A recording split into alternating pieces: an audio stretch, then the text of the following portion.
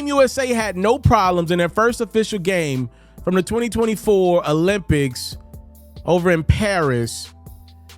Nikola Jokic's Serbia squad held their own for most of the first quarter, but it was when Team USA went to the bench in which we saw a debuting Kevin Durant take over to the tune of 9 for 9 from the field in the first half. KD and LeBron carried that momentum over into the second half. Team USA won 110-84. That was storyline number one. The second storyline was about who didn't play, since KD did play. Jayson Tatum didn't play a second in Team USA's blowout win. Head coach Steve Kerr after the game explained that he told Tatum that he wasn't going to play before the game and that he felt like an idiot about his decision. So we got to be honest about Jayson Tatum and stop sugarcoating stuff. Dude's got a passive-aggressive personality. Jayson Tatum is one of the best players in the NBA. He was the best player for Boston in the regular season and one of their best players in the playoffs. We got to stop making excuses for why Tatum keeps getting overlooked for MVPs, finals MVPs, and now even positioning on Team USA's rotation. This is all about Jayson Tatum's personality. Tatum is a guy that you want on your team 9 times out of the week. But when it comes down to things that require a little more personality, that dog, that alpha male, that's just not who Tatum is publicly. And nothing is wrong with that. I like to use the Tatum and Ja Morant comparison, right? I think it's a really good one. I would say up until a year ago, because Anthony Edwards balled out last year, Ja Morant probably was right there with Tatum as the 2 best American-born hoopers under the age of 30. It was those 2 dudes. And what do we always say about Ja Morant? Ja Morant is impressionable. He was going to take on the culture of whatever city drafted him.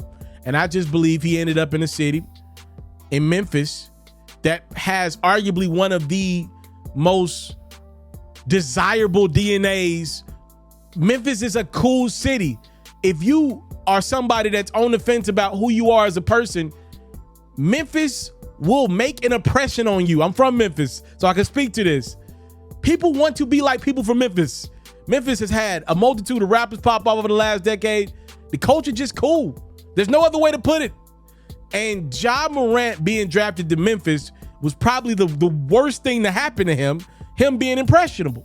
I think the exact opposite about Tatum. Tatum is not impressionable. He's just him. He ain't took on the culture of Boston. Jayson Tatum's just him. Like, you could have put him in Memphis. Actually has Memphis ties, if I'm not mistaken. You could have put Tatum in wherever. You could have put him in his hometown, St. Louis, if they had a team. You could have put him in LA. You could have put him in Chicago. Tatum was going to be him. What does that mean? You get a guy that's not going to be in any trouble, that's going to deliver 27, 28 points a game, help you get to Eastern Conference Finals, now help you get to an NBA championship. He's just stable and a great hooper. But when we start to talk about the ultimate highs and the ultimate lows, we don't see them from Tatum. When you want him to be that dog in that moment, when you want him to take that finals MVP away from Jaylen Brown, you're not going to get that. And I think we got to be good with who Tatum is. He's shown us that for pretty much the last 6-7 years. That's a great basketball player. But when I look at Steve Kerr pretty much putting Kevin Durant in and shoving Tatum to the side as Team USA routed Serbia, that's a perfect situation for Kevin Durant.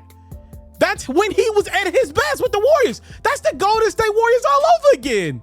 That is exactly what Team USA is. Did you see the smile on Kevin Durant's face? Did you see the smile on LeBron's face? That's what they want to do in the regular season. That's what they want to do in the NBA.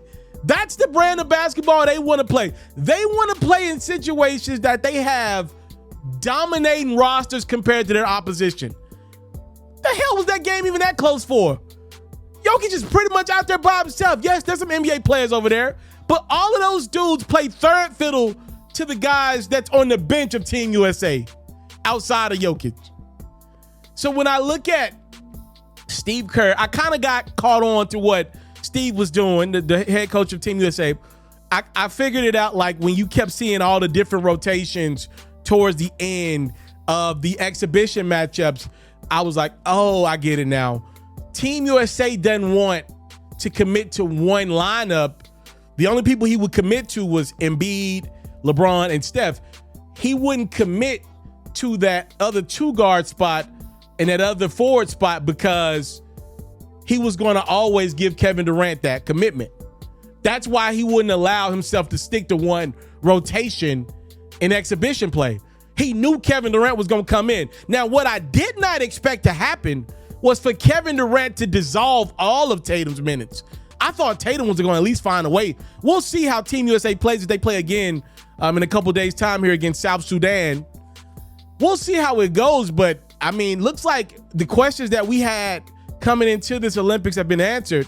Looks like Tatum's the odd man out. Let me know your thoughts. Team USA looked phenomenal. Everybody not named Joel Embiid and Tatum because he ain't played. Looked phenomenal for Team USA. A dominating performance against probably one of their tougher teams that they're going to have to play this entire Olympic run. I thought Serbia was a really good matchup for Team USA. Actually, I think Serbia is a better matchup for Team USA than the team that's expected to get the silver medal in this, which is Canada, right? I don't think Team USA will have problems with Canada like that. Their lineup doesn't work well against Team USA. But a team like Serbia with Jokic and the shooting that they got, I thought they were a team that could really give Team USA some problems. And we'll see down the line, depending on who comes out of group play. But for now, dominating performance from LeBron and Kevin Durant. Them dudes look every bit of legend as we've seen over the last damn near 2 decades for both of them dudes. Time, love, and support. Let me know your thoughts. I'm out. If you are like me and love flexing your NBA knowledge, you should head over to the best place to play fantasy sports. That's Underdog Fantasy. For me, I love the pick'em game. It's super simple to play too.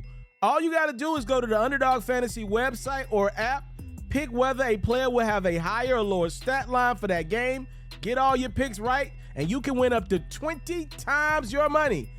And when you sign up, if you use my code FERRO, your deposit will get doubled.